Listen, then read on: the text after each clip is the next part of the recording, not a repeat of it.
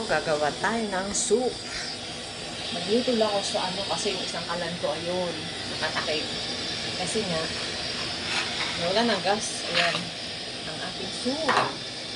Susunod ay, lagay na natin ang ating, ayan. Anuhin natin kasi yung yung dyan. Ayan. Sunod, ay, kaya natin siya maluto. Sunod po, ilagay na natin ang ating karne, manok. Ayan. Sarap niyan. Po, ilagay na natin ang ating, ayan.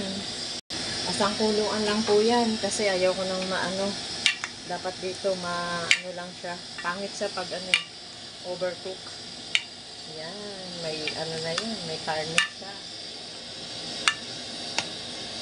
Karning manok. Ayan. Sarap niyan.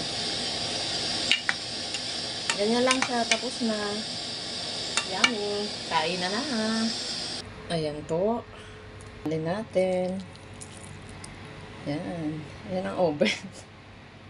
Po. Kasalin natin lahat. Ayan po.